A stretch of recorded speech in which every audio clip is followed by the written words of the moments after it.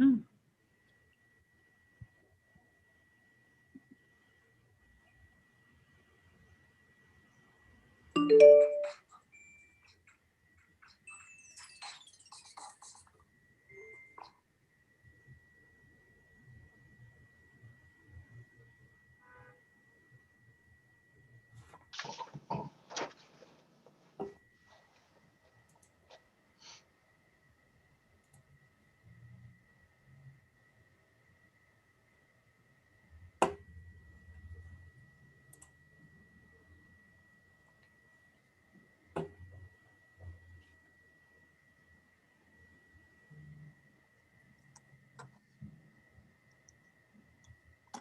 So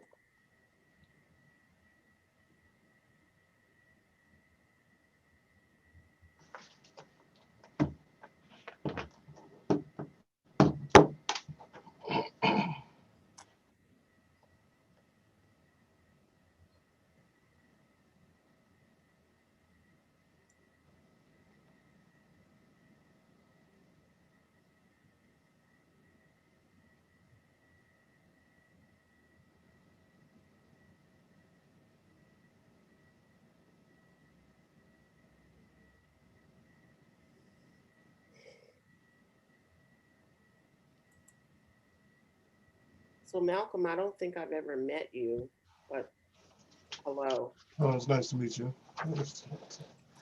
And what, your community board nine? Yeah, I'm in West Harlem. Yes.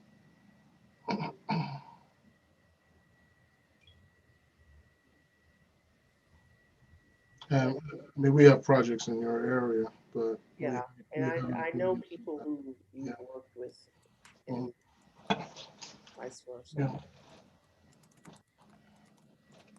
Wouldn't it be nice if there were people like Malcolm and projects like this in every community board? Yeah. Yeah, I So, think the last time I was there, I was giving a presentation for Reverend Georgette around senior housing. There was a senior housing presentation that I did with Community Board 9. You mean Yes, Reverend Thomas? yes, yes. Yeah, yeah, yeah, yeah. Good friend of mine. Mm, Yeah. And does Deirdre work with you? no, Oh, okay. Maybe she's another. Yeah. And Reggie Thomas, hello there too, and George James. Hello. PG Tips. Nice to meet you. PG Tips. my mic is live. You have to be careful.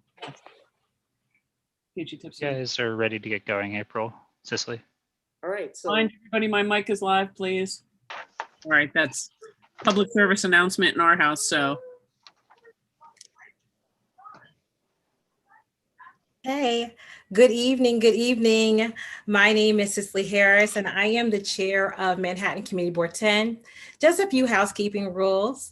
All attendees are on mute for now and will remain on mute throughout the program. However, you may put any questions or comments into the chat, and we will make sure that the panelists see them and our moderator, April Tyler. It is my pleasure to welcome you to the discussion that we have planned for tonight on the economic impact of changing market conditions in housing. This discussion is sponsored by several community boards. This is the first of what we hope to be common ground conversations that discuss issues that affect every community from the top of Manhattan to the very tip. I would like to thank Madam Borough President Gail Brewer and all of the Manhattan Community Boards and their chairs. The work that is done in your meetings, the time spent caring and uplifting your communities, I am proud to count myself amongst your ranks. Tonight, I would especially like to thank CB1 Chair Tammy Meltzer, CB6 Chair Kyle Athad, CB7 Chair Stephen Brown, CB7 Board Member Mark Diller, CB8 Chair Russell Squire, CB9 Chair Nilsa Arama, and CB11 Chair Barry Weinberg. What the experiences of 2020 have taught us is that it is a detriment to all of us if we focus on our differences instead of the issues that could unite us, that could pull us together, that could make us actually see each other. These are the ties that bind us as human beings and as New Yorkers. When we look at our topic for tonight, the economic impact of changing market conditions in housing, that's people facing evictions and the ability to pay rent, looking at the possibility of having to leave somewhere where you put down your roots, where you may have raised a family. For many of us, these were issues that we were facing pre-pandemic. But what recent months have done is put a microscope on these issues. And where before folks may have had the luxury of being content with addressing only the issues that directly affected them, now this is no longer a luxury that exists. And we have to be called together to confront these inequities of housing, either as owners, renters, or shareholders. And what it also showed us is that we need to have these vital conversations and, more importantly, put our feet into action that lead all the way to the voting booth. Thank you for coming out tonight. I'd like to thank the panelists and all of you for joining us. Now you will hear from Alita Camp. Hi, good evening, everyone. I'm a board member of CB8, and we had conceived this program to do exactly what Cicely had talked about. These are important issues, and we're very grateful to the speakers for spending their time and to April for spending her time with us this evening. I'd like to give a special thanks to, in addition to Borough President Gail Brewer, the other elected officials who have co-sponsored and promoted this event: Controller Scott Stringer, Council members Ben Kalos and Keith Powers, State Assembly members Dan Court, Rebecca Seawright, and Al Taylor, and State Senators Brian Kavanaugh, Liz Kruger, and Jose Serrano. Thank you so much. I'd also like to give a big thank you to CB8's District Manager, Will Brightbill, who is responsible for a lot of the smooth logistics and the look of this program.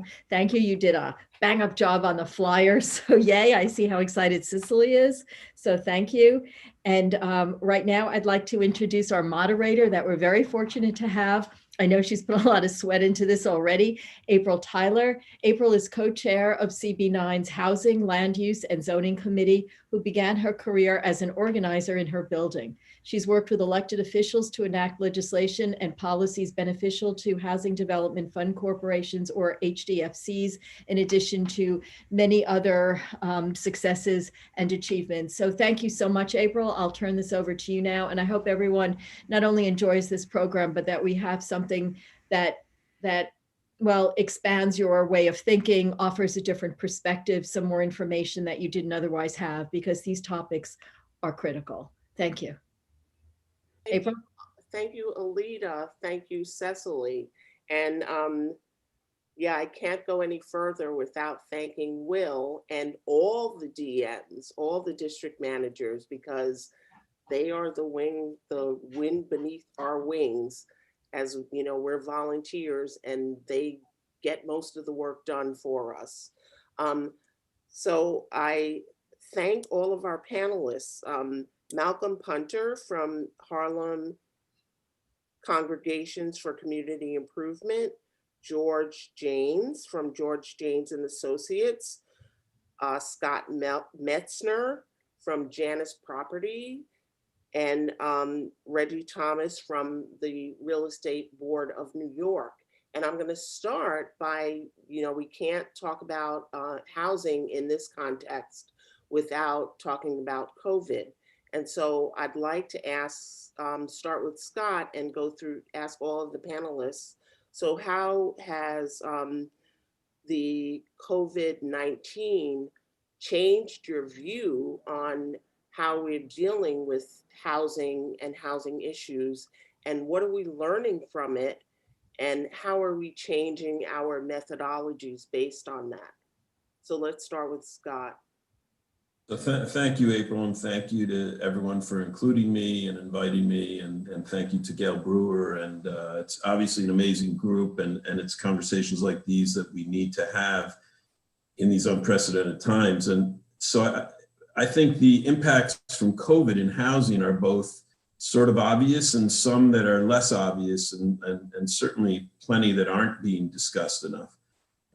From my perspective, on a large scale impact, I'm concerned I don't hear any conversations about how we all get out of this, whether it's through the displacement that is threatening, evictions and inability to pay rent, or whether it's the potential loss of housing by housing owners, for-profit and not-for-profit, that aren't able to pay operating expenses or their mortgages or real estate taxes.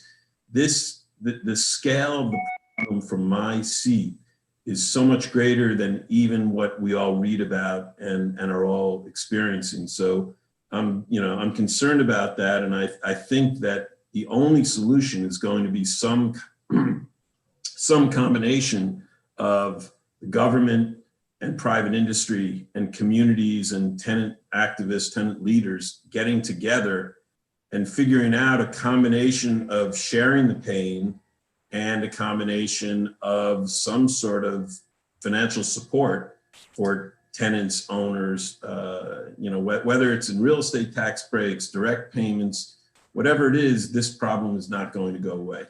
And we are seeing it across the board. We're seeing it in market rate housing. We're seeing it in regulated housing. We're seeing it in low income housing. It is a very, very serious problem. And it's unfortunately exacerbated coincidentally by other unexpected increases in operating expenses. We're seeing insurance rates doubling this year. The well-intentioned regulations that have been coming out of Albany are inadvertently leading to apartments being left off the market because property owners are not particularly excited about offering preferential rents when they will stay with a tenant forever, as opposed to a shorter term because of the situation we're in right now. So I think there are many, many issues. I'm not sure I've got solutions. I know I don't have solutions to those issues, but my mantra is always that the communities need to work with the private sector and the not-for-profit sector and the government sector. And one thing for me, coming out of where we've been in the last 4 years, nationally, locally, we really need to stop demonizing each other and figure out a way to work with each other and solve these very serious issues. Yeah, I agree. We need to work with each other. So let me switch it to Reggie Thomas from Rebney. And so from the private sector and the landlord perspective, how do you see us, what lessons are we learning from COVID, and how do you see us getting out of this pandemic successfully? Sure. Thanks for the question, April. And again, I just want to thank all the community boards for hosting. Rebney, for those of you who don't know, Rebney is the real estate board in New York. We're a trade association, and you probably hear about Rebney or you read about Rebney on Twitter, but I don't think anyone actually understands who the heck Rebney is. So we're just a trade organization that represents property owners and real estate agents and commercial agents. And we kind of represent the ecosystem that is New York City real estate. And it's fun to have conversations like this where, we're not politically yelling at each other and actually able to have really good, positive, substantive conversations. Because, to answer your question, April, in terms of what we're learning, I think, let me start off with the positives. I think from the very beginning of this pandemic, I think there was a spirit of we're all in this together, which we hadn't really seen before. And frankly, I think we could use more of, especially in sort of the political structure we're in. I mean, Rebney members, before the courts ordered it, before the legislature passed any bills, our members came out, and our members represented over 150,000, 200,000 rental units, said no evictions, period. For the next 100 days, just as everything was starting up, everyone focused on taking care of yourselves, take care of your family. Let's just get through this together and we'll figure things out as we go along. But that's sort of where sort of the positivity kind of ended, because a lot of the solutions that we're seeing are kind of being done in patchwork, where I think this showed how woefully unprepared I think all of us were for how exactly we could deal with the pandemic, where there's a massive loss of jobs, where the federal government hasn't stepped in to provide serious help for everyday New Yorkers and everyday Americans who are struggling, even on unemployment insurance. I mean, REBNY has 15,000 independent contractors who needed help trying to access unemployment, and you see websites crashing left and right. And I think it really showed that we needed to do a better job of really preparing for a pandemic like this moving forward. Scott had kind of mentioned a little bit about this, about sort of, what we need to do to move forward, if you will. And this is a time where we actually have to think more and more about our investments, not just sort of how do we get through the next month, but what does New York City look like a year from now, 2 years from now, 5 years from now? I think too often in a time of crisis, we're really worried about how do we just handle the next day or two. But before the Zoom started, I was talking with a number of the panelists and community board chairs about how do we reimagine housing? And the governor has a proposal that will convert hotels into potential housing, right? That's something that we should be thinking outside the box about. That's the things that we should be leaning into. One of the things that we've been talking about, not just on the residential side, but on the commercial side, is how do we better help small business retailers who are not big chains, but just are everyday small businesses who really need the help and have been kind of bearing the brunt of this pandemic, and thinking creatively about, do we give a tax credit to a property owner for giving a below market rate rent to a tenant? And I think as we kind of move this forward, it's one of those things where it's been reinforced that everyone has to bear a burden. The real estate community has to bear a burden. Small businesses have to bear a burden. Government has to bear a burden in order to kind of get out of this. Yeah, so sorry, was someone saying something? So I think the thread has already been woven.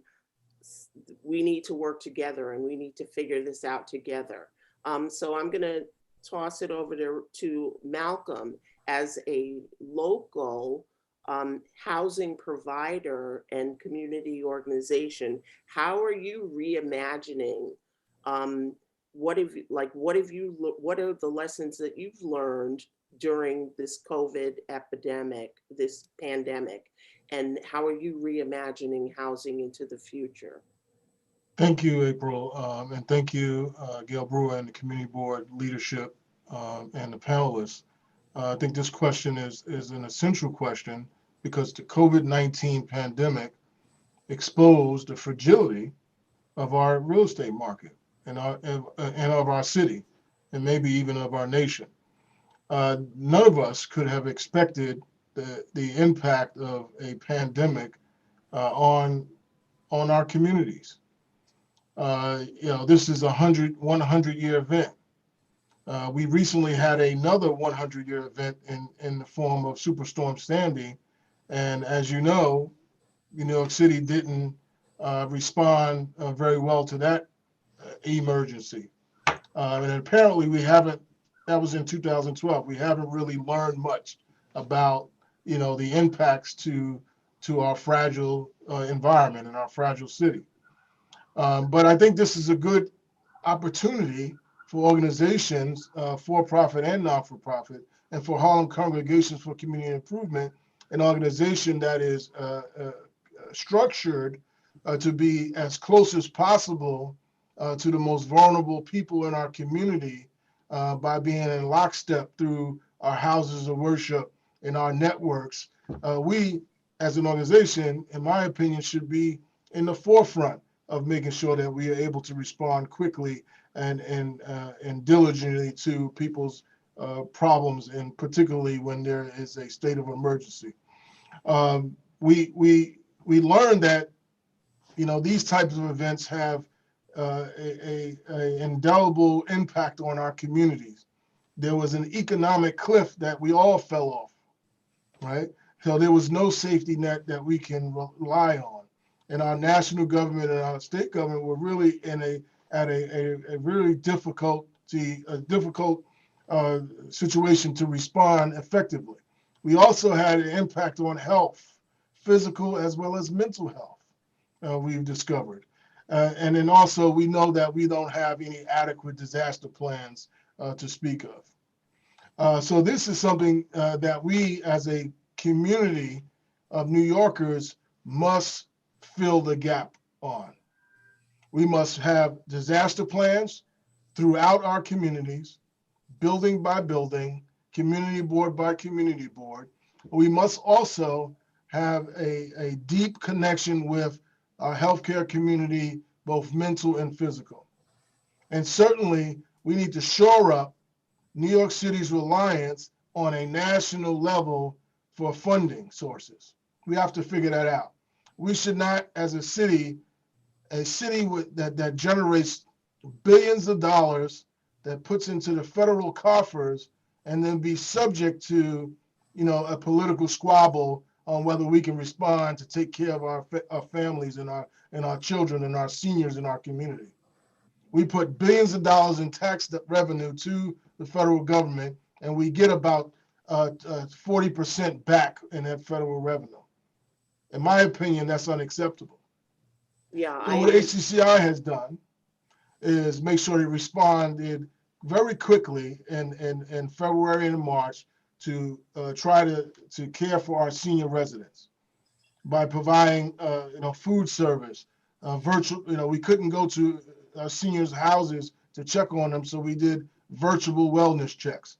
We also have a quite a bit of immunocompromised New Yorkers in our portfolio of housing, so we also had to make adjustments there.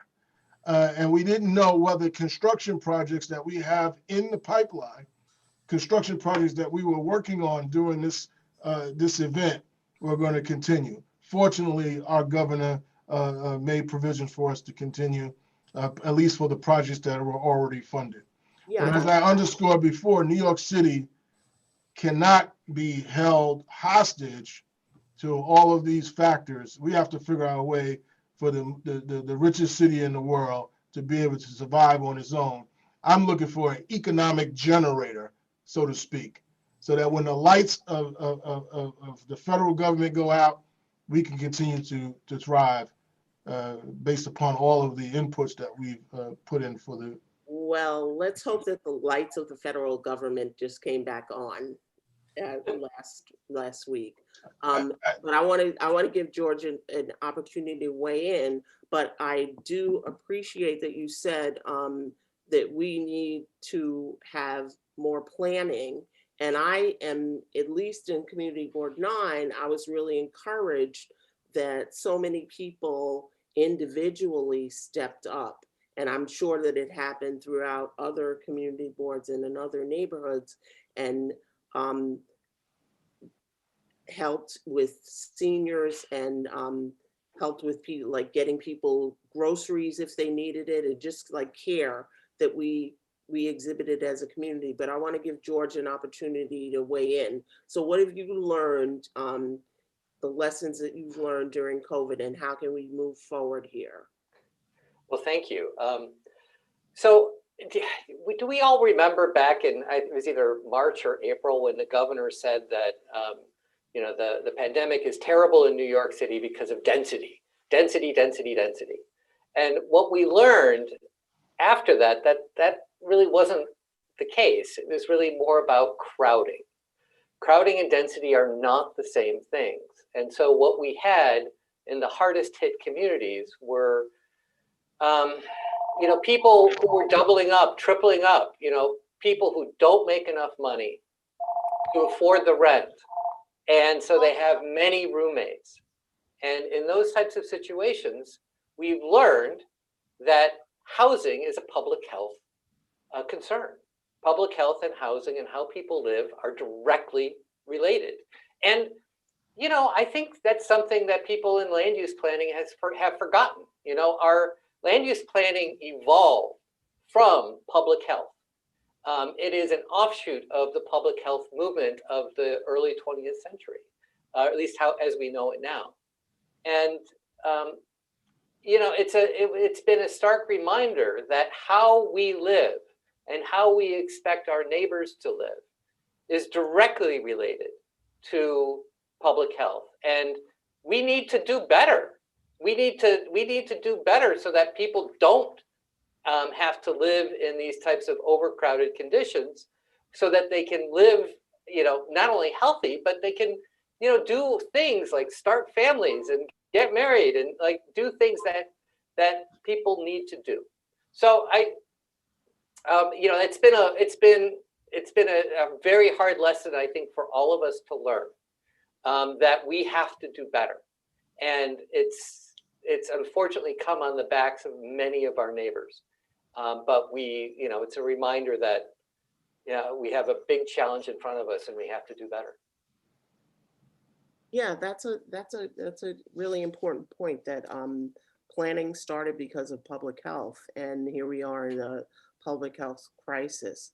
But let's you know, not to poo-poo COVID or the importance of it, but let's talk about more the housing and community boards roles. And so I'd like to get all of your opinions on the how can community boards, sorry, how can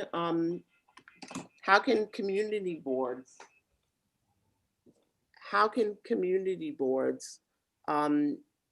help with the construction of more affordable housing? And you know, like we all are facing we all have the, you know, the percentages of affordable housing, MIH and all of that. How can we do better to create more affordable housing in our communities? And why don't we start with Malcolm?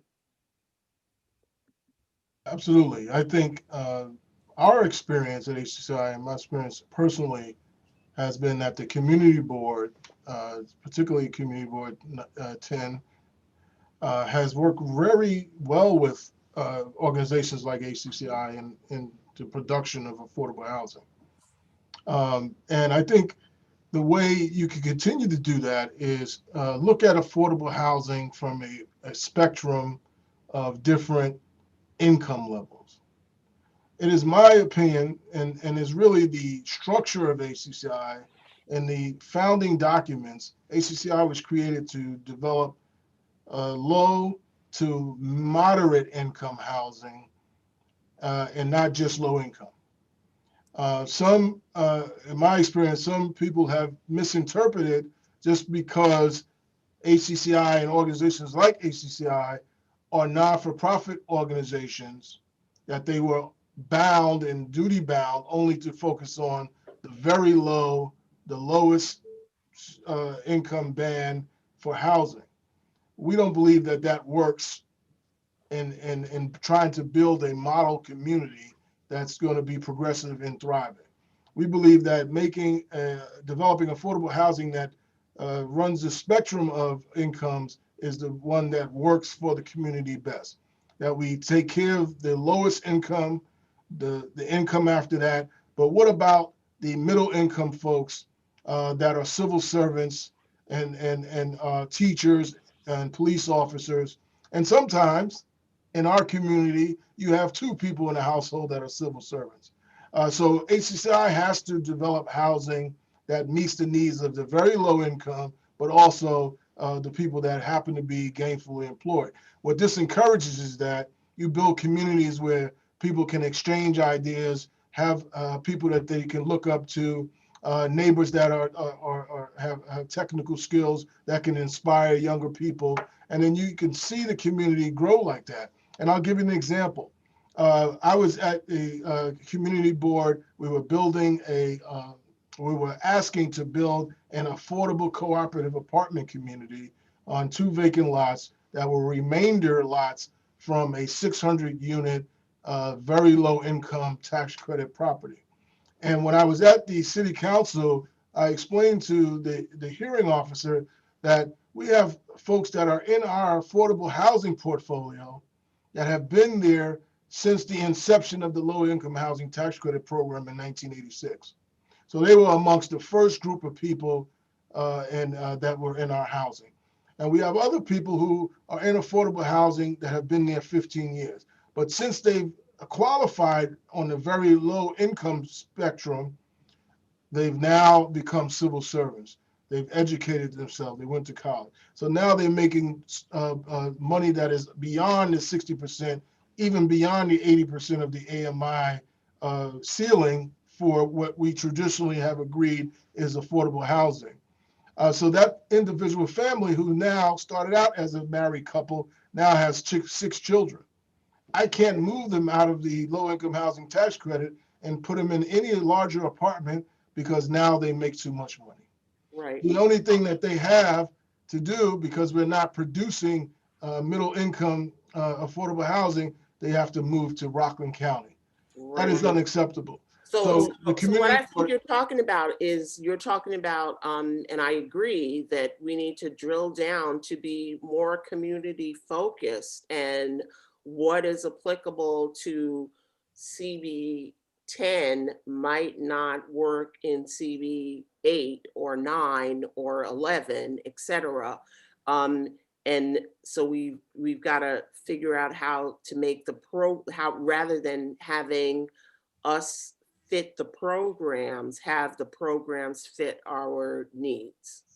and I think we already have a mechanism for that. Each community board has a community impact design that they produce annually. So you know specifically what you need in your community. Yeah. But for yes. Let me ask Scott, who started out, I know you all started out as a residential developer, and then you've now grown into office buildings. So let me ask you about that change and how you're working that into the community. So that was a very personal decision over a long period of time, and I know you, April, and our other friends in West Harlem watched us grow and watched us think about the world and change. But our perspective is that the creativity that was in the housing policy world 30 plus years ago that created a lot of the foundations of what has produced just an enormous amount of affordable housing in New York City over the years sort of dissipated, and it got certainly an amazing shot in the arm with the introduction of the low-income housing tax credit. And as Malcolm was saying, unfortunately, very much targeted toward one income band. But our impression was that over the years and decades, the approach to affordable housing has been less and less creative and more reliant on the tools that have been put in place and just focused on how do you produce more numbers. And one of the things, just to be specific, one of the things that I personally appreciated very much in those early programs was that even if you did everything, honestly, with integrity, with good intentions, you were never going to make a lot of money in the affordable housing business.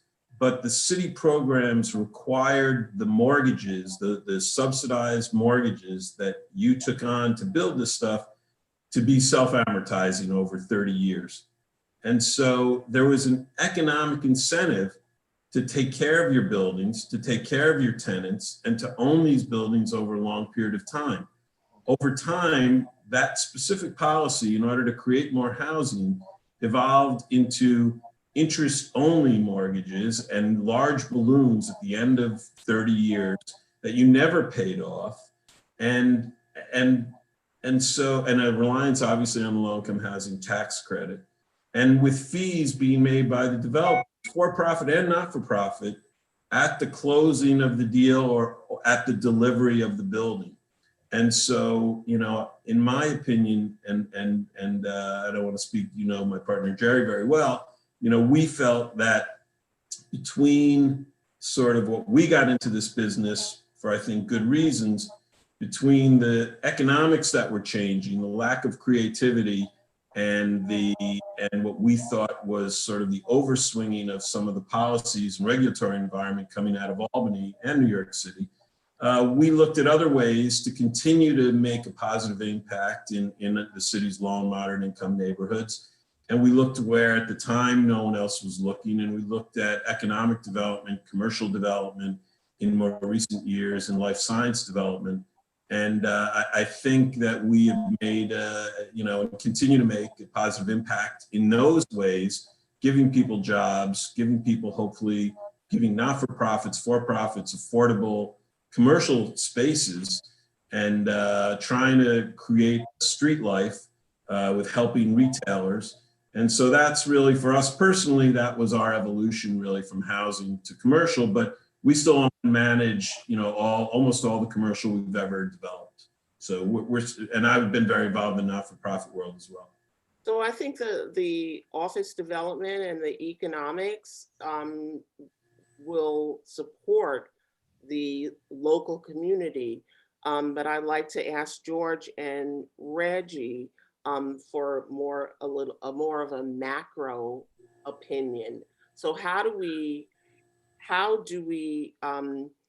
have economically diverse communities, office buildings, as well as housing? How do we do that? And is there specific legislation that you think would be necessary in order for this to occur? So let's go like Reggie first. That's a bit of a loaded question, April. There is no legislation because I'll be honest. I mean, there is no silver bullet to all this. And I'm going to answer the question slightly differently in the sense that it's kind of funny. I was on my community board, proud member of my community board in downtown. I was co-chair of the planning committee, but I did not truly understand the costs of building housing and how insanely expensive it is till I got to the real estate. It's amazing. I mean, if you take a look at how much, just in terms of labor, take that function, the fact that land is so incredibly scarce and valuable. And then you couple that with our insane property tax system that actually taxes rental buildings at a higher rate than other classes. Right. You combine all that together. I mean, just one data point for everyone to know, a studio that's 60% AMI is, $900. That's what that individual will pay for a studio at 60% AMI. The cost of constructing and managing that unit is over $1,000. So you're already running a deficit. And I think too often, and I was guilty of this too, I think during my time as a community board member, where I don't think I spent enough time thinking about what my community could or would look like 5 or 10 years down the road in terms of how do I get more people to live in my community. I mean, for myself personally, the only reason I got to stay in Lower Manhattan after going to school at Pace was because of government changes and regulations that allowed office buildings to be converted to housing. That was the only way I was ever able to continue to live in downtown Manhattan. And don't get me wrong, I had a 1-bedroom with home office that me and my 2 college friends squeezed in together for a year or 2, but that's the only way I was able to stay there. And I wish more often we spent more time thinking about, well, how do we get to our ultimate goal, which is to have a much more vibrant, diverse community of individuals with different AMIs and different income levels to live in our communities. And so, I think just in terms of your original question of, what are some ways that I guess that, real estate and community boards can work together. I think one thing that I think you all should know as community board members is I'm sure you have this idea that developers hate coming to communities. I'm sure I felt that way too. Having worked with dozens of developers, they actually rely on you all for your expertise and opinion. I mean, that's why REBNY came out against the idea of term limits for community board members, because too often the real estate community needs to rely on you and your views, your historical knowledge, what works, what doesn't work in order to craft a plan. But in the same vein, one of the things I've learned about the real estate community is they crave predictability. They crave the ability that when they come to you for advice and they generate a plan that is developed based on a community district needs statement, that at the end of the day, as you go through the Euler process, that's what's going to be stuck to. And so I'll just close up by saying that all in all, I think I wish we all did a better job, both the real estate community and community boards and government, putting together what we really want our communities to look like down the road and building for that goal instead of, taking it one ULURP at a time or one as of right development at a time and not thinking about things more holistically. So I appreciate that you're looking into the future, and I think that too. And so what do we want as we're, George, as we're looking into the future? Are we envisioning, and we're here as Manhattan community boards, are we envisioning a Manhattan that's just upper income, or upper income and slivers of low income service workers? What are we looking at, and how are we going to have an economically diverse workforce as well as housing? Right. So, that's a question for you all to answer. I mean, my belief is this, is that every community board, every community district should have a plan. It should have we call it now a 197A plan, but it could be any sort of plan for the future of their community that takes the vision of that community and puts it into a plan.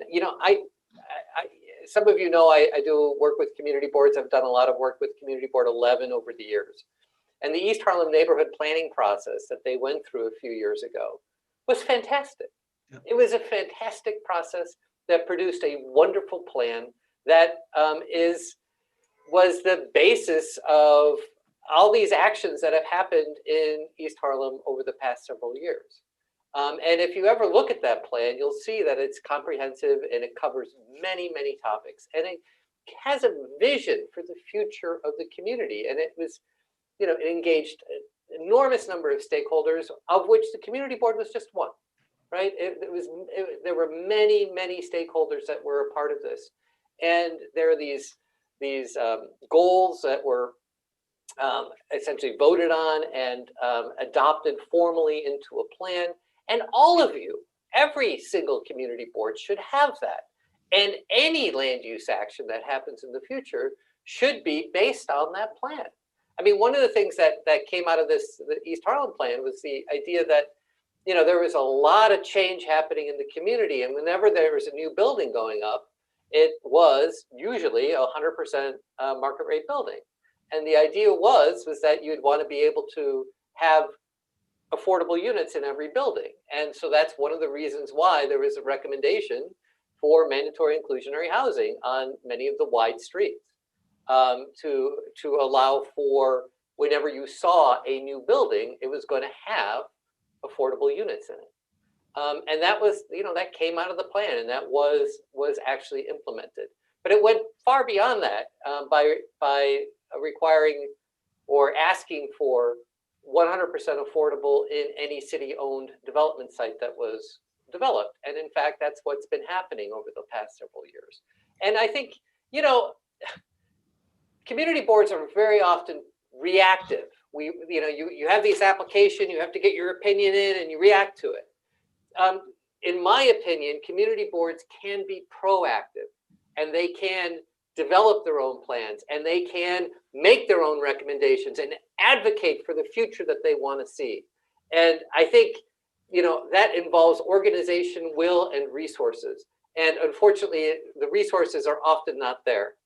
But, I also know that a lot of community boards are really well organized, and you can't beat the passion. And that's two of the three things you need. So yeah, so I agree with you. Organization, will, and resources. And CB9 was one of the first community boards to actually develop a 197A plan. But we are still chasing behind developers who, spot by spot are trying to do something in our community, which we don't necessarily agree with.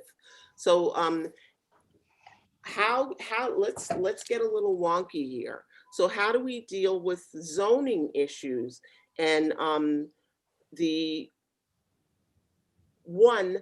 fact that developers have immediate access to the city planning commission, and they go to them when they're submitting their applications, and they get guidance from them before they come before the community boards.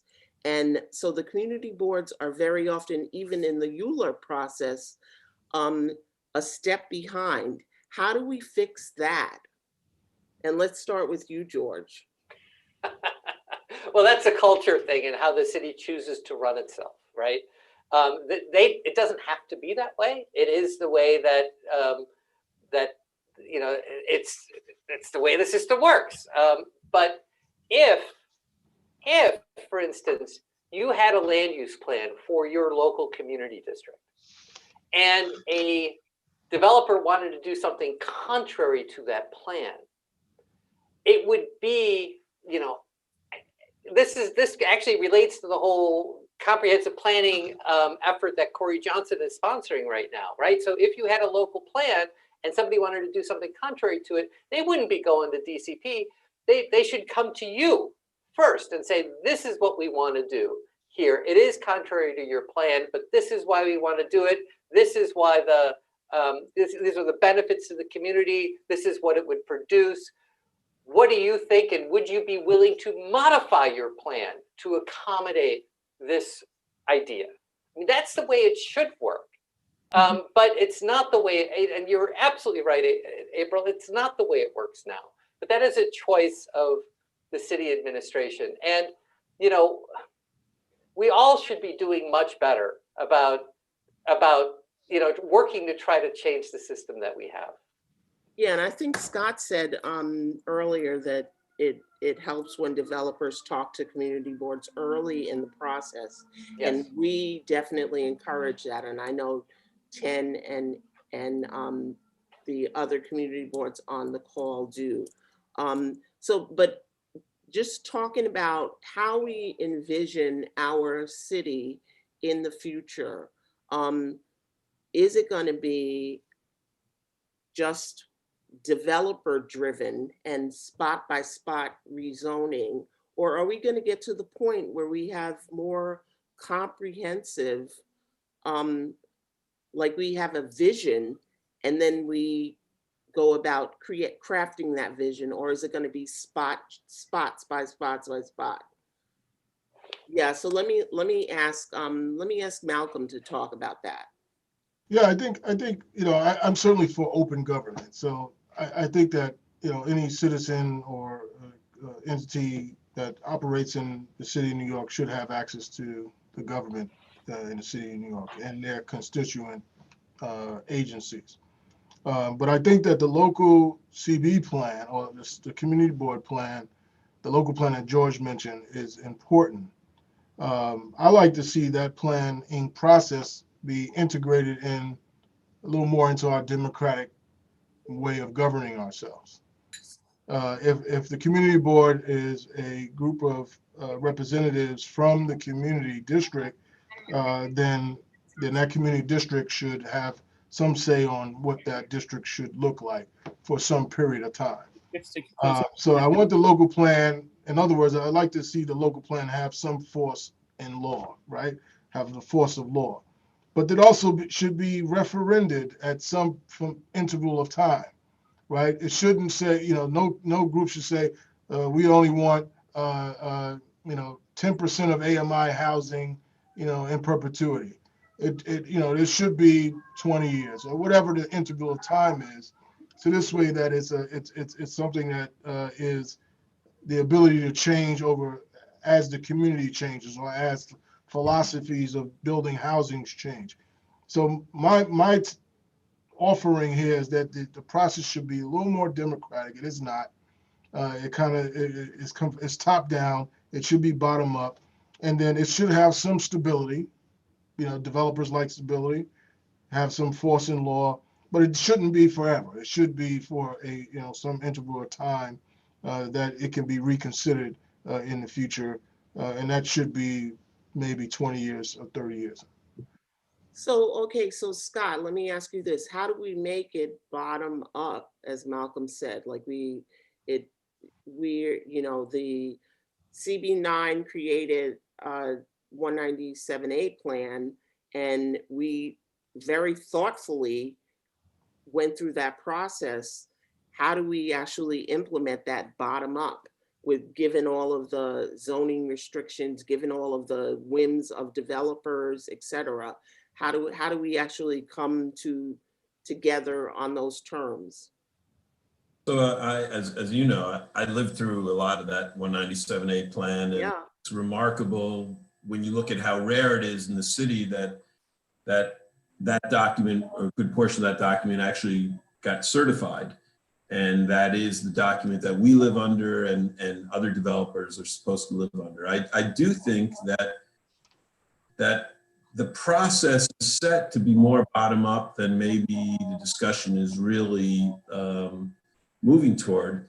The community board, of course, unfortunately ends up having a sort of a recommendation vote, but generally it's been my experience that the council member, has an extremely important vote, and the council member generally has a very tight relationship with the community board and the community. And generally the city council follows that local council member's, decision on local planning. And so, it's not just city planning who might have a certain idea of pro or anti-development under a certain mayor. Ultimately, the city council has to vote on this land use, and that really lies generally in that local council member. And so it takes me back a little bit to Cicely's introduction, saying that, we need action, we need responsive and responsible elected officials, we need to go out and vote. We need, and I know firsthand how active West Harlem is. And I think that we need to hold our elected officials accountable because, ultimately, and again, just to what you are saying, April and Reggie, this moment where we're basically shut down, we should be spending time having these conversations, thinking about the next 10 years, next 20 years, thinking about, ultimately, we're talking about the quality of life. Ultimately, we're talking about a city that has people who work here and live here and have been here a long time. We cannot have, as you're alluding to, April, we can't have a Manhattan that is only for rich people, only for people who own a $50 million fourth home on 59th Street or whatever. And so it's really about, I think, community activism and holding our elected officials accountable. The way ULURP works is very clever. Everybody gets a seat at the table.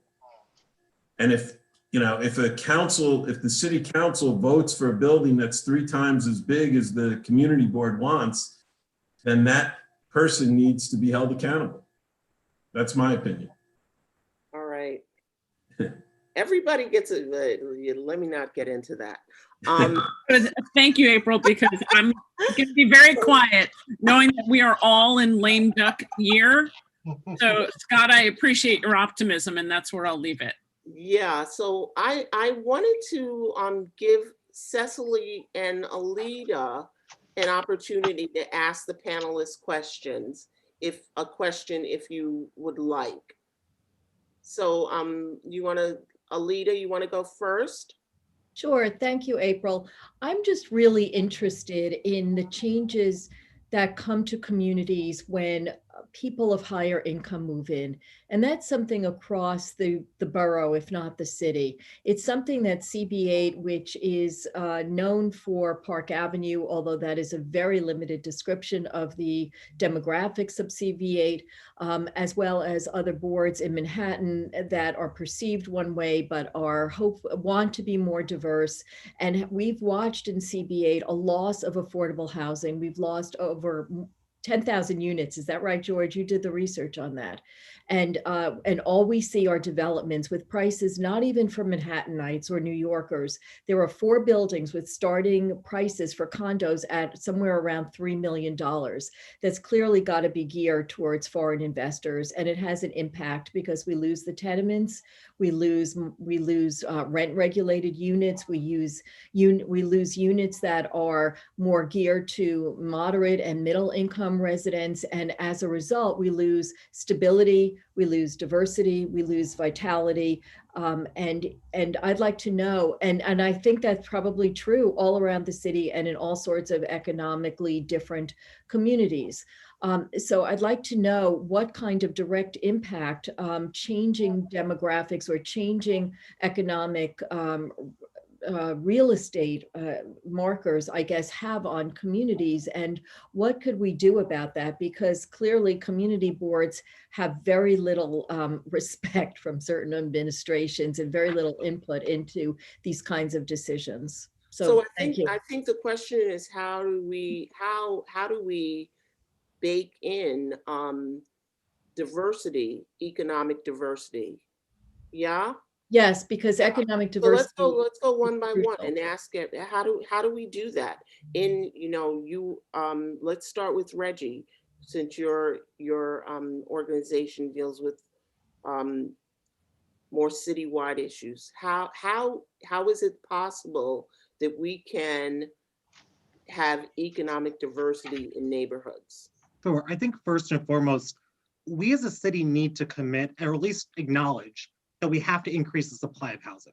Like we absolutely have to. I mean, if you take a look at 2005 to 2016, we as a city added 500,000 people. We had an increase of something like 800,000 jobs, but we only built, I think, between 100 to 150,000 units of new housing. I think that's the number that our policy team has. The supply of housing did not meet the demand, the new population at all. And study after study shows that increasing the housing supply, market rate housing, and I'm not talking about the $5 million condo or the luxury penthouse apartments, just on my regular market rate rental housing, the increasing of the supply actually stabilizes communities because it actually allows for, without the pressure of just a limited demand, but supply is through the roof, where people, where rents are going up just by the very nature of supply. And I was really happy and encouraged by sort of the conversation that we had with the prior question that April had brought up, because George was right. Like the East Harlem plan was phenomenal. I remember I think I was still at the mayor's office at the time, but the amount of time that went to saying, this is the areas where we think we can increase density, we can increase supply. This is the area where we don't think it's appropriate. If we do increase the supply, this is the types of AMIs that we're looking for. I think if every community board in Manhattan took that planning effort themselves to say, we genuinely believe we can increase the supply of housing in these areas proactively to help meet our need as a city to increase housing supply so that we can keep rents at a respectable rate, I think that will go a massively long way and actually gives the private sector the ability to understand, okay, this is the game plan, this is the rules I have to work on. The other thing I'll note is, if you take a look at mandatory inclusionary housing, REBNY supported mandatory inclusionary housing because it gave a blueprint for what real estate developers needed to do in order to build below market rate housing. So if you're going into a community, this is the amount of units you need to produce at 40% AMI or 60% AMI or 130% AMI. But if you take a look at Manhattan, it was really just kind of East Harlem and Washington Heights and Inwood. Like we haven't actually taken a holistic look about, are there areas within the Manhattan core, areas below 125th Street where, as a zoning matter, we can rezone this area to encourage affordable housing. Too often developers are looking to maximize their profits in a confined space with as of right building.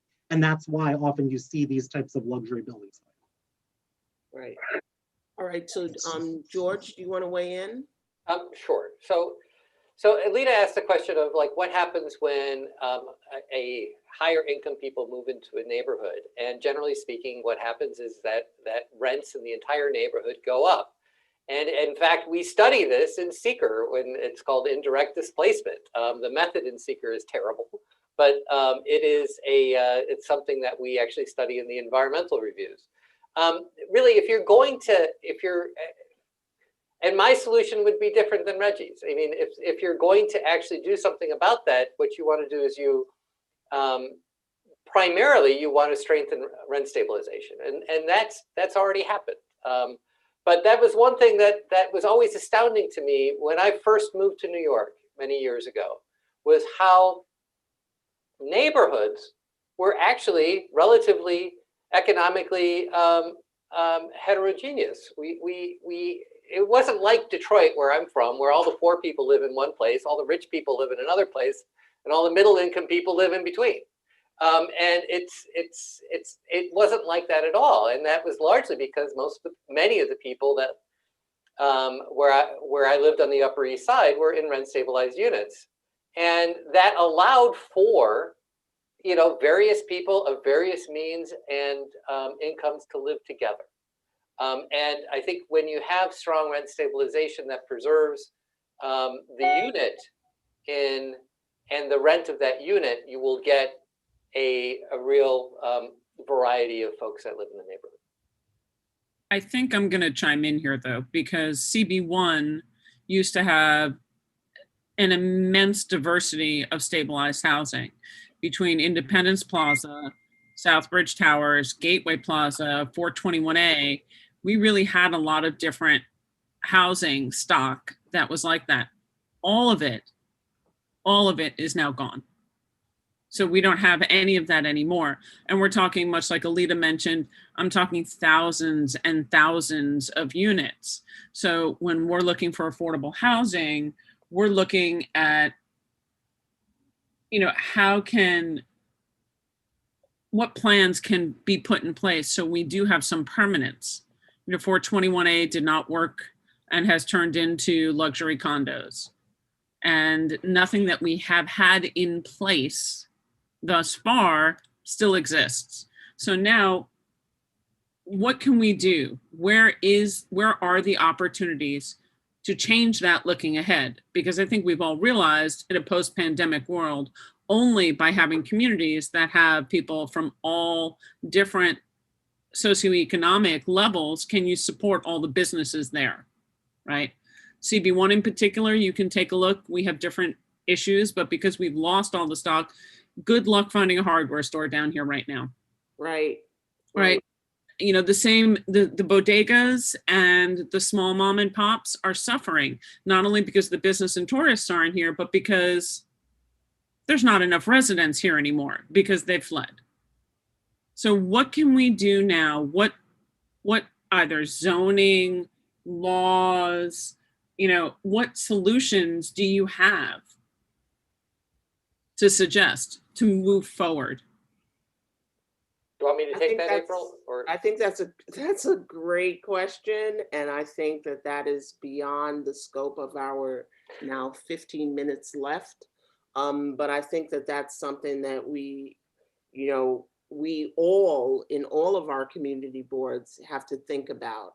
How do we have a community that is not just one income level or one demographic? How do we do that? And how do we achieve that? But I wanted to give Cecily an opportunity to ask a question if she wanted to. You can unmute yourself. I don't know if I have to unmute you. Yeah, she's good. Oh, go ahead. Thanks. Thank But that was it. I don't want to minimize your question because that is overarching and we really need to dig down and think about that. This kind of goes to that, I guess, a little bit, but my question would be, when you're looking at an area, how do you decide what neighborhoods that you really want to build in, and then the corresponding rent and sale prices that go along with that neighborhood? Also, is there a way that when you are doing that exploratory process that you could come to the community boards prior to selecting an area, prior to coming, deciding what exactly you want to build, so you can get that information from us from our economic perspective, from our constituent perspective, and from what we are seeing on the ground? So let's go to Scott, the developer. And I know at least in our community board, we encourage developers to talk to us in the very early planning stages, and that works best for everybody. And I think that's what Cecily's getting at. Yeah, so I certainly agree. I couldn't agree more that it is extremely beneficial for both the community and the developer and the city of New York to start that conversation early. and to have an understanding of both what the market forces are and what the desires of the local community are. I'm not sure exactly, how you accomplish the goals that everyone's talking about here, or we can't forget, we live in a global city. And so the idea that if we take this conversation to its illogical extreme, that the entire city should be affordable housing, I don't think that that's the same New York City we all, love and live in. So I think I don't have an exact answer of how we continue to have this mixed income, city that we live in, which we do live in, but to me, all of this leads back to economic incentives. So you've got to take, in my opinion, morality and ethics and who's a good guy, who's a bad guy out of the equation. And we've got to set up an infrastructure that leads the business community to making decisions based on the quality of life that the community and the elected officials and everyone aspires to. And you've got to allow, whether it's for-profits or not-for-profits, to make money doing that. And only relying on punitive forces will not get us there. And that is my opinion from being on the forefront of housing economics and real estate economics. You can punish all you want and make it more and more difficult. And there will always either be cheaters or there will be ways to get around that. And we will end up with buildings and communities in a city that none of us want to live in. So that's my 2 cents. April, may I just ask Scott and anyone else to expand on that, and what kinds of non-punitive of reward, I guess, would be the opposite of punitive maybe, or positive reinforcement really. What would that look like? Because all of the developments, and all I really know is CB8 here. I assume that's true in some other areas as well, but all of our projects are as of right. And without height limits, they go high and they demolish a lot of buildings. I know other neighborhoods don't have the same height restrictions and maybe the same market forces that push the buildings up really tall, but what kind of positive reinforcement would encourage a diverse community, not just the lowest income levels, but everything in between that and the highest paying renters or purchasers of real estate? Thank you. Sorry, I don't mean to be so long-winded. No. So I think the question is maybe how can developers, because I think most community board members are willing to work with the developers, but how could developers work more constructively with community boards to build projects that are more conducive to, no one is saying that we don't want people to make money, and we don't want developers to build what they would like to build, but how is it going to be? How do we have it so that their projects are more conducive to what the community wants? Yeah. Yes, thank you. So and not just for what the community wants, but what makes sense for everybody, so that there is that broad strata or many layers of different kinds of people in the community, really different kinds of income levels.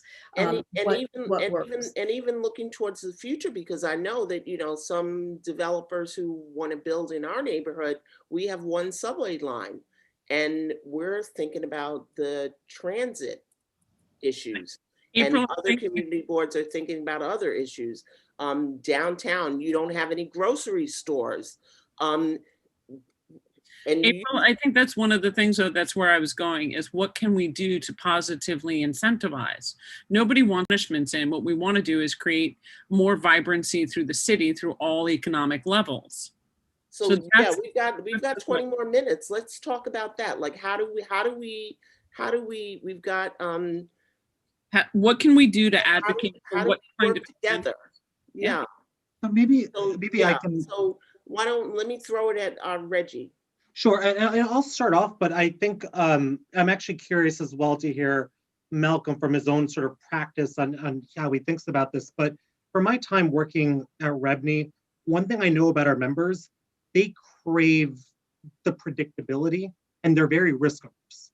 And so if they have a parcel of land and they say, this is what the height limit is, this is what I'm permitted to build, I have one of two choices. I could propose something different. I would then have to go to city planning and then the community board, pay for architects, pay for design, try to go through this long 3-year process to eventually potentially get a city council vote with no guarantee of success. And let's say I want to have a proposal that would rezone it where, you know, it would be a mix of AMIs and I wouldn't just do solely market rate, and I would maybe increase the height more, but in turn, I would actually get a mix of different incomes, both market rate and below market rate. But I have to take that massive risk of 3 years of going to city planning, going through the back and forth, then going through ULURP with no guarantee that the council member is actually going to vote in my favor, right? So it's just important to think about that perspective. That's one option, or you can just build whatever is as of right and eliminate their risk entirely. And that's something I don't want to, I hate to be blunt about it, but we're all community board members or was a community board member. So I want to be real with you all. That's generally how it's economic rational thinking. I feel like if you were a developer in the same position, you would also be kind of weighing the risks a little. You know, one of the beauties though of mandatory inclusionary housing was that it said, hey, if you're going to build in this area, this is the way it's rezoned. Here's the blueprint. If you want to build here, this you have to permanently give this number of units at this AMI for all eternity. And it allows for a blueprint where people who are looking at building housing know what the rules are and are committed to from the start by law that they have to meet these goals and objectives. So yes, developers can say, you know, as of right, or do I want to go through this laborious process? But what we have found is that when developers that are, you know, I don't know, I can't speak for other boards, but as the co-chair of the Housing and Land Use Committee on my community board, when developers come to us early before they start all of that investing in architects and all of that, and say, here's what we're thinking about. What do you think? How give us your input. The whole process goes much more smoothly. And so that's what we encourage. Right. And, you know, I don't know if that works in other neighborhoods. And, you know, of course, as of right is as of right. But when they come to us and they talk to us about what we would like and what they want to build, and we have a discussion, that is so much more productive and so much more smooth sailing. April, when the next speaker is done, or the series of speakers, may I ask you to ask for Adam Wald, who is a member of Community Board 8, and he's in the commercial real estate business. Will chatted that Adam has an answer to someone's question. Okay. Okay. Yeah, thank I you. was going to ask George and then Malcolm to speak. So maybe after Malcolm is done. After Malcolm, yes. Thanks, April. Absolutely. So, you know, I think this is a question that's really best suited for the developers here, because it's in their wheelhouse. But I will say that, you know, in terms of predictability and affordability, mandatory inclusionary housing does do both of those things. But I will also say that it's an imperfect process, and you end up with communities that are, you know, if you're properly zoned and you can't do an upzoning, or you don't want to do an upzoning, well, then no affordable housing for you. That's a problem. That I think is a deep flaw in the system. And we have other communities outside of New York, Westchester County even, that requires affordable housing and no upzoning, and other communities do it as well. I'm not a lawyer. I don't understand the whole, like, why we got to do it one way and other people do it another way. But I just know that, our current system, yeah, there is predictability, but there is a lot of flaws in it too, in terms of how it gets implemented. Yeah, so Malcolm, do you want to weigh in? Yeah, I as a mean, developer? thank you. I would like to. I think there was a question about economic diversity in neighborhoods. I think the housing development that incorporates an economic development and component works best to keep various income levels in the community because it allows the lower income, middle income to continue to be employed in the city of New York. And when you're employed in the neighborhoods that you live in, those neighborhoods strive more. And I'll give you an example. HCCI is part of the team that developed an economic hub, if you will, on West 125th Street with the Victoria Hotel and affordable housing structure. So the philosophy there is that we wanted to make sure that we have permanently affordable, but I'll call it permanently income scaled housing on the residential tower, right? So you're going to go all the way from 30% of AMI all the way to 180% of AMI. So you're going to have that structure where you have income scaled in a favorable neighborhood that will drive people to the commercial district more and more and be able to support the businesses. So we have to have multi-income housing, but also we have to figure out a way to have housing with some economic driver to it. I think that will help us with economic diversity in neighborhood, at least in the upper Manhattan neighborhood that traditionally were highly concentrated with public housing and with no economic driver. I grew up in Harlem, and my parents went downtown, below 96th Street to shop because there was there was a desert in Harlem at the time for goods and services. So we have to have the goods and services that are of quality in the neighborhood where people live so that they can continue to support and that income and economics can cycle through.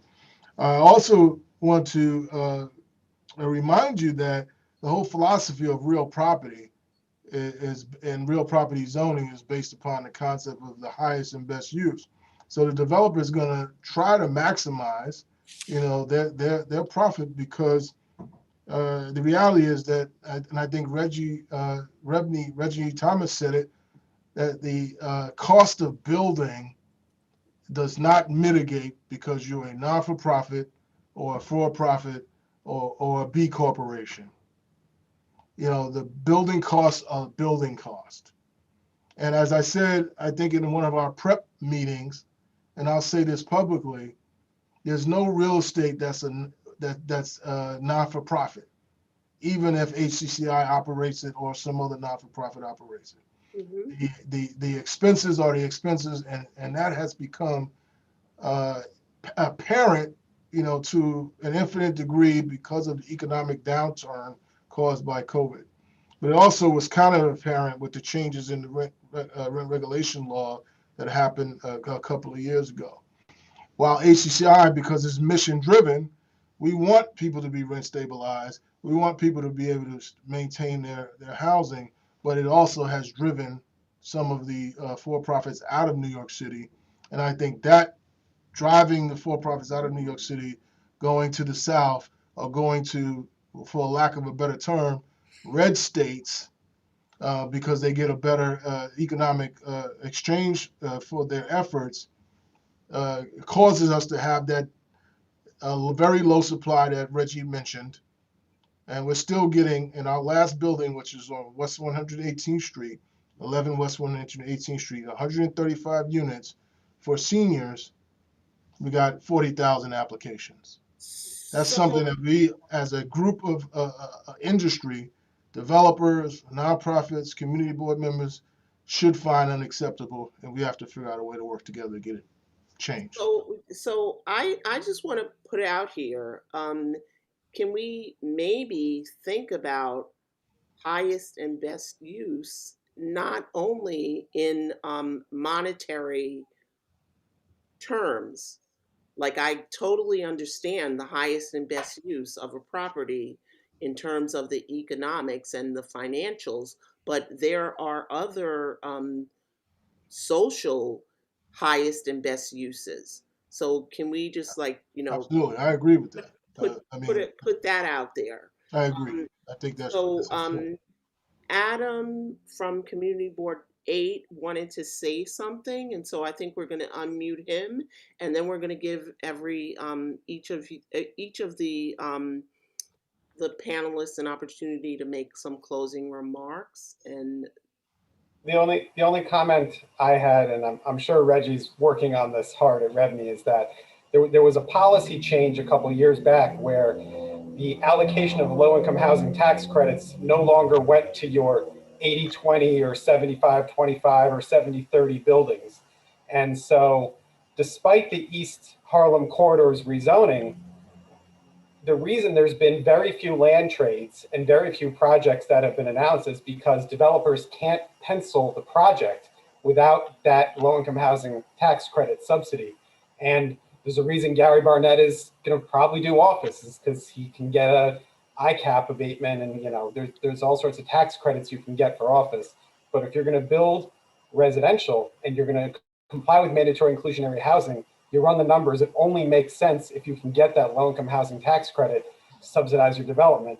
Guys who own land in 2013, 14, 15, even in the middle of Manhattan, built 80-20s on spec because they knew they could get low-income housing tax credits to subsidize that 20% that's affordable.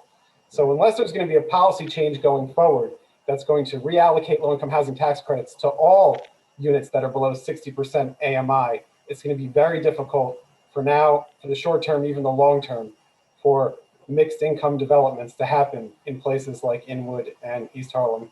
And I don't know if Reggie, if you agree with that, and if that's what you guys are working on.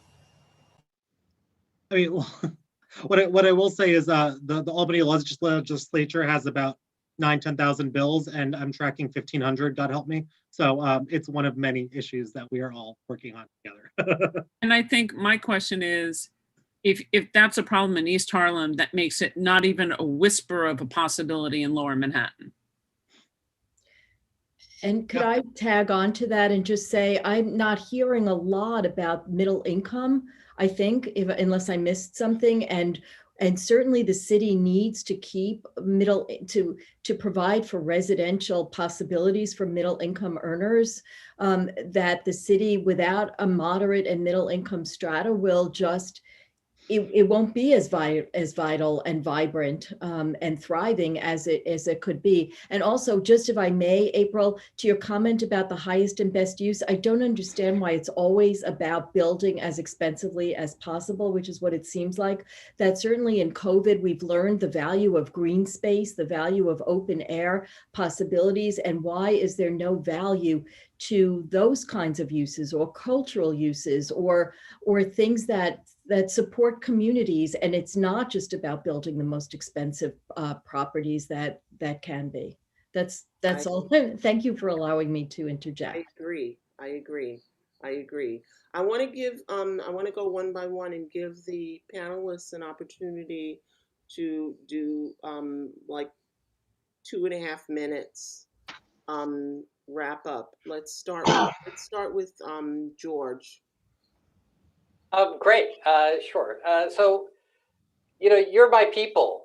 You're community board members. You're here late at night in a Zoom call talking about wonky issues of housing and land use. And I want you all to think about how you can better control the future of your own communities. And I encourage every single one of you to get up to speed on what Corey Johnson has proposed with the comprehensive planning process, or what they call planning together.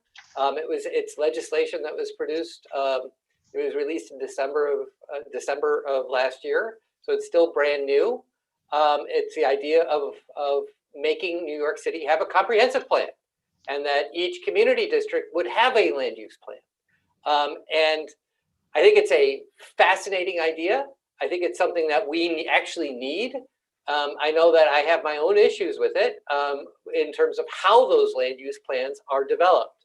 and the role of the community boards in developing those land use plans. The Speaker's office has generously offered to come and speak to any community board that asks them to come. I know I've talked to several of you about this. For those who I haven't spoken to about this, call them. Or if you need name and number of somebody to call, I will introduce you. And you should have them come and speak to you. And you should tell them, if you believe this, that you actually can help and you can actually lead the development of a land use plan in your community. And I think that they hear that enough, they will actually make changes to have that happen. Anyway, that's really the topic of the day right now, and you all really need to be paying attention to it. Thank you. Scott? Sure. I'm not sure exactly how to wrap up. I would, I guess, summarize my feelings that ultimately everything we're talking about falls under the umbrella of government regulation. And whether it's as of right or whether there's a specific change that goes through the government, and that's what the developers will build. And I also, from firsthand experience, think that the community boards have more power sometimes than they think they have, notwithstanding that I recognize they don't have all the power. But ultimately, the process is a multi-pronged process where both the mayor's office and the city council have to speak on these things. And when we talk about, I think, I'm not sure who was mentioning, Alita or Tammy, about heights and height limitations, you know, it triggers, you know, George saying that it's a flawed system and an imperfect system. And there are a lot of different opinions in New York City. So I walked down 57th Street. I walked through Hudson Yards, or on the avenues around Hudson Yards, and I think it's abysmal. I think these buildings and and I'm a developer, I think buildings and these developments are horrible. They've killed the street life. They are not New York City. And when I raise that with friends or with elected officials, half the people agree with me and half the people disagree with me. And so when I think about my experience presenting to community boards, I know it's not always such a unified voice. There are a lot of opinions. It's a messy process. And, there are plenty of communities that have height limits. Other communities don't have height limits. And that is not an answer to anything, but that is my opinion. So, and I appreciate very much this conversation. And I'm personally amazed by people like April, people I come in contact with, groups like HCCI, who we've known for a long, long time. It's a remarkable city we all live in, that there's so many people who do care about the health of the city, about all types of people living here, the vibrancy of this city. And again, thank you for including me. Thank you so much. Yeah, who knew that I was going to know about zoning? I started out dissecting rats. My future was that's in every community board. Don't worry. Yeah, that's in every community board. Yeah. Okay, so Reggie. How do I follow Scott with like that was like the perfect ending, if you will? First, thank you all. I really do mean that. I'm sure you have an understanding or a caricature of what the Real Estate Board of New York is, and then there's actually what we are. My very first day on the job here, my chairman said this, that's kind of been my driving philosophy here, and we all here believe in this. What's good for New York City is good for the real estate industry. Like, our members can't pick up their buildings and move to Chicago, move to California, move across the street to Jersey City. We need New York City to be successful for all New Yorkers across all income levels, period.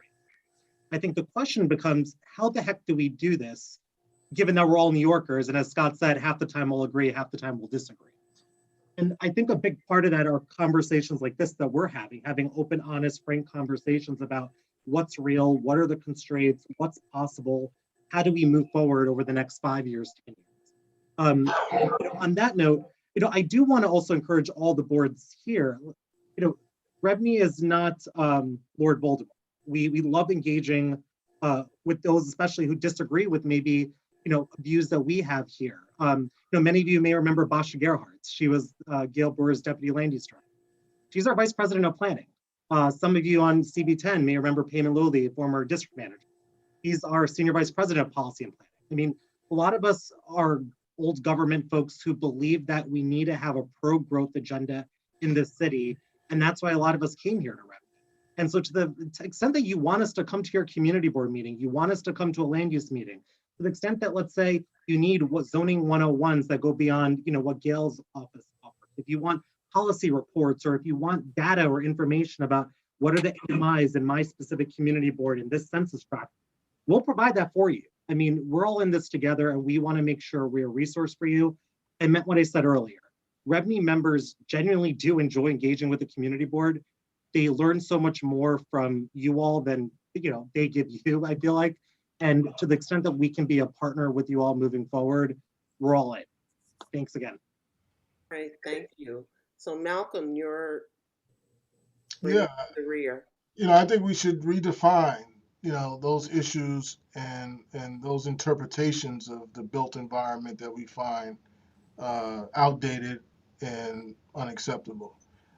You mentioned, you commented highest and best use can, that understanding can be expanded. I agree. I think we should incorporate the not only the economic highest and best use, but the cultural highest and best use, preserving of our houses of worship, preserving of our architecture.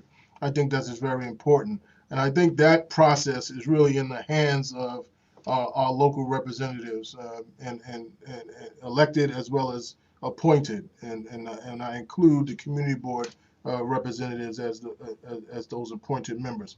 I want to underscore that, we have to figure out a way to interpret housing and housing policy in a more democratic process.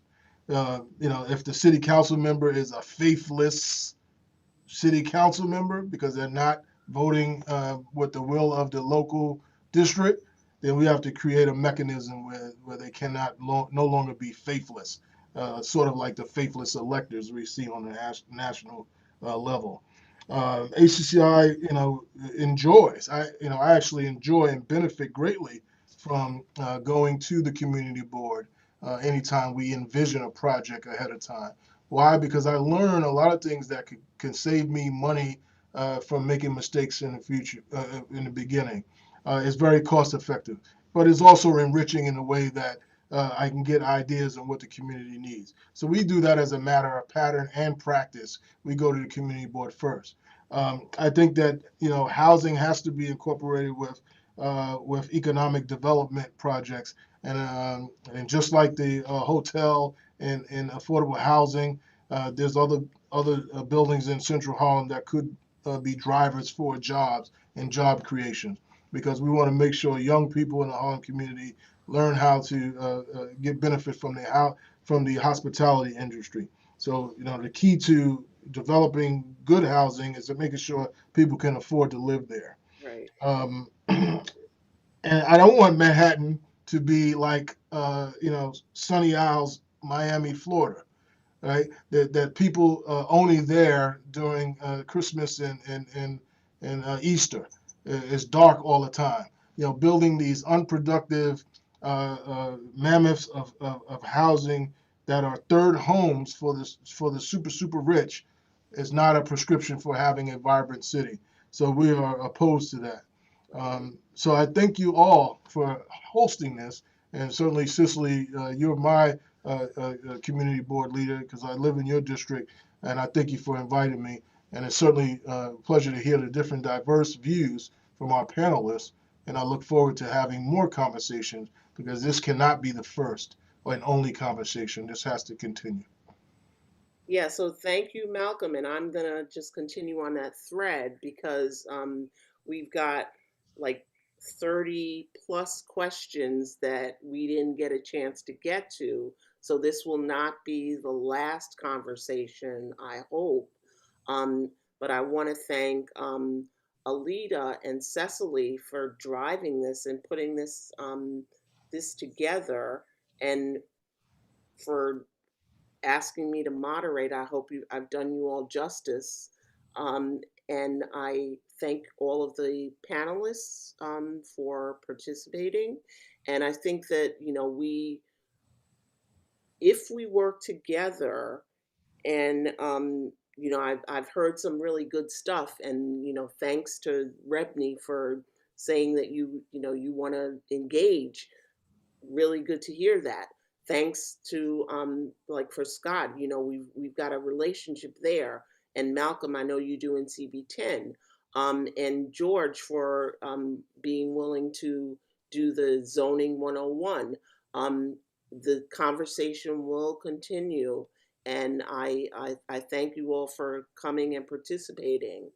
And I'm gonna throw it to Cecily and Alita if you want any last words. Again, April, thank you so much. Thank you for the panelists. I do want to correct myself earlier. I believe I mixed up CB9 and CB11. So CB11 is very Weinberg. Sorry about that. And I'm sorry, I'm still doing it. CB9 is very Weinberg, and CB11 is Nilsa Arama. I know what board y'all are. I'm so sorry for that. But again, thank you for joining us on this conversation. This conversation is actually doing what it's supposed to. I'm here answering texts from the CB10 land use chair and housing chair, taking you up, Reggie, on what you said about coming to our board. You are there. You have an invitation. George, Scott, Malcolm, yes, you are on our docket. So put us in your calendar. But also, as I said before, this is the first of many conversations that community boards in Manhattan are going to be hosting. We want to have these, again, common ground conversations. And we want to do these things so we can talk about our differences, but focus on the things that unite us. So much so that one of the initiatives that CBs are going to do is hold a balloted mayoral candidate forum that will focus on what the community boards want to see. We want to have these conversations, but we also want to have action. And we got to talk to those people who will give us that action. So that's why when we get that ballot out, when we find out who's actually balloted, we are inviting the entire ballot to come and talk to the community boards about what they want to do and what we want them to do. They need to hear from us. So without further ado, we will have final remarks from CB8 Chair Russell Squire. Thank you very much, Cicely, and thank you, April, for moderating, and thank you, Alita, my predecessor at CB8, for all the hard work you've done in organizing this, and really thank you to all the other community boards who worked with us. I think it's great that the number of the Manhattan community boards, 1, 6, 7, 9, 10, and 11, and of course CB8, we're all able to work together so successfully to bring off this event. And I do want to just acknowledge our amazing CB8 district manager, Will Brightbill, who has been working very hard tonight in running the Zoom meeting and is a real Zoom master. And so thank you very, very much for your hard work. I want to thank the elected officials who co-sponsored this event. I want to thank the great panelists that we had. And as others have said, I want to thank all the folks who have joined tonight, and who take the time and who have the interest to be part of this. It's been a great discussion. I think it's given us a lot to think about and a lot to build on. And so thank you, everybody. And I'm looking to more events like this. Thank you. Yeah, so I want to get George James' contact information. Oh, we're doing a zoning 101 sure. in our community board. We are. George at georgejanes.com. That's me. Okay, thanks. And should anyone actually want to invite Rebney to a community board where community board members are like, what is Rebney doing here? My email address is rthomas@rebney.com. That's REBNY.com. We will invite you also. So again, stay tuned. We're not going away. And one of the things we've learned more than anything else is community boards are a place to advocate and a place to speak up. And this is what we're all trying to do. So we will all be back. Yeah, thanks. Thank you.